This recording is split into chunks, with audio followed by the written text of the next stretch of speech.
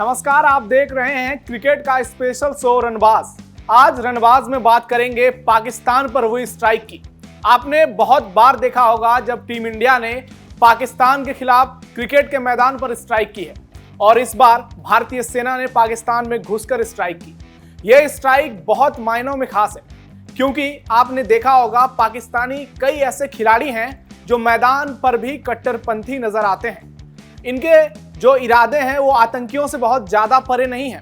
वहीं दूसरी ओर हिंदुस्तानी क्रिकेटर हैं जो अक्सर टीम इंडिया के साथ जब भी वो कहीं पर आतंकी हमले होते हैं या भारत में कुछ भी ऐसी घटना होती है तो वो सबसे पहले कहते हैं कि हमारे लिए क्रिकेट से ऊपर देश है। और आज भी टीम इंडिया के कई खिलाड़ियों के ट्वीट इस बात की ओर एक बार फिर से देशवासियों को ले जा रहे हैं, जहां वो सीधे तौर पर भारत सरकार का समर्थन कर रहे हैं। मेरे सहयोगी विशाल मेरे साथ हैं। तो विशाल, जो भारत ने पाकिस्तान पर स्ट्राइक किया है क्रिकेट के मैदान में, तो अक्सर ये होता आया है, चाहे आप आईसीसी ट्रॉफी की बात करें या फिर अन्य सीरीज की। आईपीएल में वैसे भी पाकिस्तानियों को नहीं बुलाया गया है, लेकिन ये पाकिस्तान में घुसकर जो ऑपरेशन सिंदूर को अंजाम दिया गया है उसके बाद से पाकिस्तानी पूरी तरह बेचैन है। सबसे ज्यादा तकलीफ तो शाहिद अफरीदी को ही हुई होगी, क्योंकि वो व्यक्ति हमेशा भारत के खिलाफ जहर उगलता है, चाहे वो कश्मीर का मुद्दा हो या फिर भारत की डेमोक्रेसी का मुद्दा हो। शाहिद अफरीदी हमेशा कुछ ना कुछ ऐसा बोलता है जो कि वो पाकिस्तान के सरकार का भी फेवरेट बन जाता है, और पाकिस्तानी सेना के जितने भी अधिकारी हैं वो भी शाहिद अफरीदी के वीडियो को वायरल करते हैं। लेकिन आज शाहिद अफरीदी का आता पता नहीं है, किस बिल में वो दुबक गया है समझ में ही नहीं आ रहा है। आपको क्या लगता है कि शाहिद अफरीदी इस वक्त कहाँ होगा और पाकिस्तान के खिलाड़ियों के मन में इस समय क्या सवाल चल रहा होगा? पाकिस्तान के खिलाड़ियों के मन के अंदर अभी यही सवाल चल रहा होगा कि हम कोई अच्छा सा बंकर ढूंढ लेते हैं और उसके अंदर जाके कहीं ना कहीं छुप जाते हैं। क्योंकि कहीं ना कहीं इन सब के यूट्यूब चैनल बैन होने के बाद, जैसे शोएब अख्तर हो गए, शाहिद अफरीदी हो गए, इन सब के यूट्यूब चैनल बैन होने के बाद इनकी आमदनी तो रुक गई थी जो भारत से बहुत ज्यादा हो रही थी। अब ये लोग सोच रहे हैं कि हमारे ऊपर इतनी बड़ी एयर स्ट्राइक हो गई है, ऑपरेशन सिंदूर, इतना बड़ा मतलब हमला उनके ऊपर हुआ है। अब वो यही कोई एक बंकर सा ढूंढ रहे हैं कि वहां पे जाके छुप जाए। और वहीं दूसरी ओर जो आईपीएल का मुकाबला है वो जारी रखा जाएगा। बीसीसीआई का आदेश आ गया है कि हम आईपीएल को नहीं रोकेंगे, ऑपरेशन सिंदूर को हम सेलिब्रेट करेंगे, और आज का जो मुकाबला है केकेआर वर्सेस सीएसके का वो खेला जाएगा। हाँ, एक मुकाबला है मुंबई का और पंजाब का, वो जो चंडीगढ़ के अंदर होने वाला था, जी हाँ, वो शिफ्ट होके अब मुंबई में हो रहा है। तो मेरे सहयोगी, सबसे पहले आप ये बताइए कि जो बड़े बड़े लोग हैं क्रिकेट जगत के अंदर, उनका क्या बयान आ रहा है? देखिए, आप ट्वीट्स दिखाइए दर्शकों को। टीम इंडिया के जो खिलाड़ी हैं वो क्या कह रहे हैं। सबसे पहले वीरेंद्र सहवाग की बात करते हैं। लिखा है इन्होंने, धर्मो रक्षति रक्षति। वीरेंद्र सहवाग एक ऐसे खिलाड़ी हैं जिन्होंने पाकिस्तान में घुसकर मारा है। क्रिकेट के मैदान की बात करें और इसलिए इनको मुल्तान का सुल्तान कहा जाता था। सहवाग हमेशा से पाकिस्तानी खिलाड़ियों के जहन में इनका खौफ रहा है। आपको याद होगा पंजाब का वो मुकाबला मोहाली का 2011 का सेमीफाइनल, इंडिया वर्सेस पाकिस्तान। वो पहला ही ओवर था जब उमर गुल के ओवर में सहवाग ने 5 चौके मारे थे। आज जब देश पर मुसीबत भारत में आया था पहलगाम हमले को लेकर, उस दौरान भी सहवाग ने ट्वीट किया था। और जब भारतीय सेना ने आज पाकिस्तान को धूल चटाई है, उसके आतंकवादियों के मंसूबों को नाकाम किया है, तो सहवाग ने ट्वीट किया है और वो लिखते हैं, जय हिंद की सेना, ऑपरेशन सिंदूर। तो ये बताता है कि वीरेंद्र सहवाग की सोच जो है वो क्रिकेट से ज्यादा पहले देश के लिए है। और सिर्फ सहवाग ही नहीं है, उनके साथी आप गौतम गंभीर को देख लीजिए, जो कि बीजेपी के पूर्व सांसद भी हैं और बहुत ही संवेदनशील व्यक्ति इन्हें इसलिए कहा जाता है क्योंकि गौतम गंभीर जहां भी भारत में आतंकवादी हमले हुए हैं पिछले कुछ सालों में, उनसे पीड़ित जितने भी व्यक्ति हैं, चाहे वो जवानों के बच्चों को उनके घर गए हैं और बच्चों के लिए स्पेशल स्कूल खोला है। जो जवान जिनकी मौत हुई है या जो शहीद हुए हैं, उनके बच्चों की पढ़ाई का खर्चा इन्होंने उठाया है। तो गौतम गंभीर देश की सेवा में हमेशा तत्पर रहते हैं। आपको याद होगा कि दिल्ली में इन्होंने 1 रुपए का खाना बांटने का जो योजना वो शुरू किया था, जिसे लेकर बहुत तारीफ हुई थी इनकी। और ये अक्सर पीएम मोदी के साथ भी नजर आते हैं। और क्रिकेट के मैदान पर जब गौतम गंभीर होते थे तो उसमें पाकिस्तानी की जो हालत है वो टाइट होती थी। और आपको मैं बता दूं कि गौतम गंभीर को बीच में थ्रेड आ रहे थे, आतंकवादियों की ओर से थ्रेड आ रहे थे कि भाई आपके लिए कुछ हो जाएगा, आपके परिवार को कुछ हो जाएगा। कुछ दिन पहले की ही बात है, ये एक सप्ताह पहले की बात है। जी हाँ, अब इतनी बड़ी एयर स्ट्राइक हुई है, इतना बड़ा ये मिशन सक्सेसफुल हुआ है। अब हर एक आतंकी ये ध्यान रखेगा कि भारत के किसी नागरिक को कुछ भी बोलने से पहले वो 1000 बार सोचेगा, क्योंकि गौतम गंभीर ने भी अपनी सिक्योरिटीज को लेके और अपनी चीजों को लेके बहुत इसके ऊपर बयानबाजी हुई थी। लेकिन इस इतनी बड़ी एयर स्ट्राइक के बाद अब मुझे नहीं लगता कि वो लोग फिर से कोई हरकत करेंगे। अगर हरकत भी करेंगे तो जो शिखर धवन है उन्होंने कहा है कि India take a stand against terrorism, Bharat माता की जय।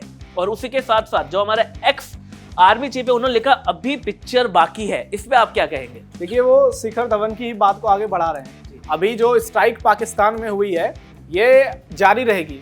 ये जब तक पाकिस्तान को पूरी तरह से आतंक मुक्त भारत नहीं कर देगा वहां पर ऐसा चलता रहेगा।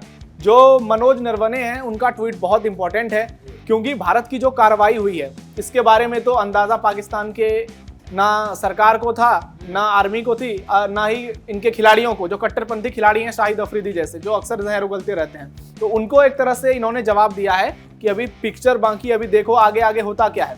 शाहिद अफरीदी की बात सबसे ज्यादा मैं इसलिए करता हूं क्योंकि शाहिद अफरीदी अभी हाल ही में पहलगाम हमले के बाद भी उसका एक ट्वीट वायरल हुआ था। वो वहां पर भी कह रहा था कि कश्मीर में जो है आतंकवादियों ने जो धर्म पूछकर मारा है ये बात सही नहीं है। तो मतलब आप सोचिए कि उसकी मंशा क्या है। वो व्यक्ति जब मैदान पर क्रिकेट खेलता था तो वहां भी वो ऐसे ही करता था। आप मोहम्मद रिजवान का उदाहरण ले लीजिए, जो पाकिस्तान का कप्तान है। वो व्यक्ति जब भारत में आता है क्रिकेट खेलने के लिए तो मैदान में नमाज पढ़ने लगता है पिच पे, और इसीलिए उस पर इस बार भारतीय दर्शकों ने बोतलों से हमला किया था, टमाटर मारे थे, क्योंकि उसकी हरकत ऐसी है। तो ये पाकिस्तान की सोच को दर्शाता है, उसके खिलाड़ियों की मंशा को दर्शाता है और ये बताता है कि खिलाड़ी भी उसी में शामिल हैं, उसी सोच का हिस्सा है जो पाकिस्तानी सरकार और आर्मी है, और तभी ये लोग ऐसी बयानबाजी करते हैं। और बीसीसीआई ने तो बहुत बड़ा फैसला भी ले लिया है कि हर एक पाकिस्तानी को यहाँ से भगा दिया गया है। मतलब अब किसी को भी अलाउड ही नहीं है कि कोई सी भी सीरीज हो, कैसा भी मैच हो, पाकिस्तान का एक सिंगल खिलाड़ी ना ही तो आईपीएल खेल सकता है, ना ही कोई घरेलू लीग खेल सकता है, और ना ही कोई इंटरनेशनली जो इंडिया के अंदर मैचेस होंगे उसमें पाकिस्तानी खिलाड़ी कोई भी नहीं खेल सकता है। 2008 में जो पाकिस्तान में श्रीलंकन टीम पर हमले हुए थे उसके बाद से ही बायलैटरल सीरीज पूरी तरह से बंद हो गई।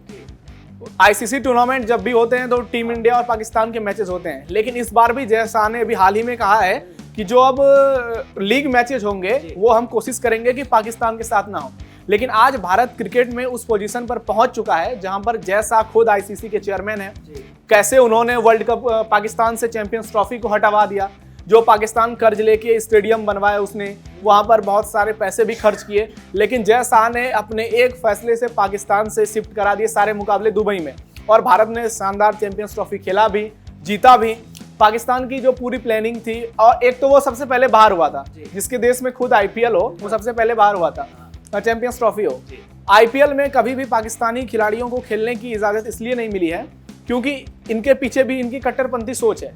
ये जब क्रिकेट के मैदान पर होंगे तब भी ये कुछ ना कुछ गलत करने की ही सोचेंगे। ये या तो रिश्वत लेंगे या फिर कोई मैच फिक्सिंग करेंगे जी। इनके 3 खिलाड़ी बहुत पहले मैच फिक्सिंग में जा चुके हैं। मुझे जैसा याद है कि सलमान बट थे, मोहम्मद आमिर और मोहम्मद आसिफ, ये 3 खिलाड़ी थे 2007 में जिन पर मैच फिक्सिंग को लेकर बॉल टेम्परिंग की थी इन्होंने, तो इन पर बहुत लंबे समय तक बैन लगा था। उसके बाद सलमान बट और मोहम्मद आसिफ तो वापसी ही नहीं कर पाए थे। मोहम्मद आमिर ने दोबारा वापसी की, कुछ साल तक खेले, अभी वो क्रिकेट से साइड हैं क्योंकि उनका फॉर्म उस तरह से नजर नहीं आ रहा है। जिस तरीके से इनकी हालात है ना, भले वो क्रिकेट के मैदान पे हो, भले वो वॉर के मैदान पे हो, ये हर जगह पे अपने आप को बचाने की सोचते हैं। मुझे तो ये लगता है कि अब आने वाले समय के अंदर अगर ये थोड़े से नक्शे से साइड ही हो जाए तो मुझे बहुत सही लगेगा। ये इनकी जो आदत है, इनका जो तौर तरीका है, ये इसी बात को आगे बढ़ाने की एक तरह से कहें तो डायरेक्शन दे रहा है, क्योंकि ये लोग अपनी हरकतों से कभी सुधरने वाले हैं नहीं। क्योंकि पाकिस्तानी जो है वो पाकिस्तानी ही होता है, चाहे वो क्रिकेटर हो, आर्मी हो, आतंकी हो, ये नस्ल बहुत ज़्यादा अंतर नहीं है इसमें, ये सब एक ही हैं। ये जहाँ भी जाएंगे ये बर्बादी करने की ही सोचेंगे। आईपीएल में भारतीय को इस बात की बहुत खुशी है कि पाकिस्तानियों को खेलने का मौका नहीं मिलता है। अगर ये यहाँ आते, सोचिए यहाँ से कितने पैसे कमाते, ये यही पैसा लेकर पाकिस्तान में जाते और आतंकियों को फिर फंडिंग करते।